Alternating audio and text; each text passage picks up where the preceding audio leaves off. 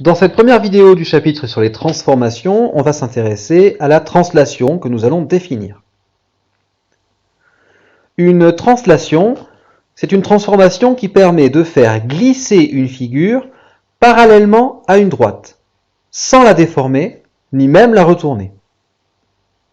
Par exemple, prenons cette figure ici, si je la fais glisser parallèlement à la droite AB, j'obtiens la même figure, ni déformée ni retournée, mais un petit peu plus bas. On dit que la figure F' est l'image de la figure F par la translation qui transforme A en B.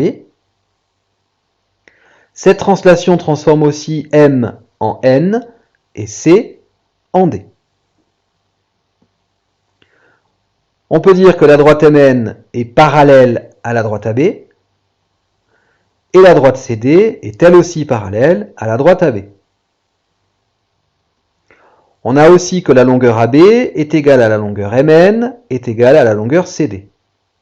Tous ces éléments ici que nous venons de donner caractérisent notre translation. Le segment MC est transformé en le segment parallèle et de même longueur ND.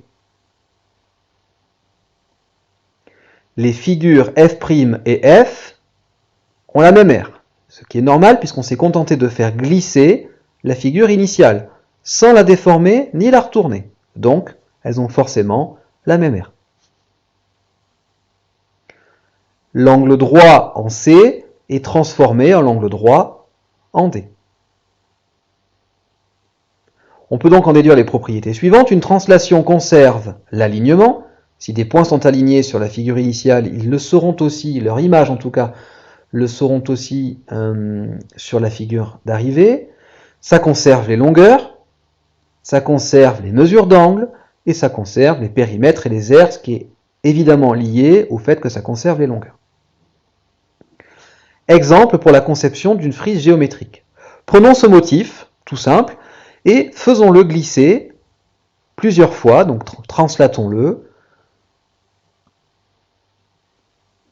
et observons ce qui se passe. Si nous le translatons, ce premier motif, de la largeur en fait du segment du haut, on obtient une frise géométrique, alors plus ou moins précise, ici c'est à cause de mon logiciel, veuillez m'en excuser, mais on obtient donc là une jolie frise géométrique, simplement obtenue par translation du premier modèle.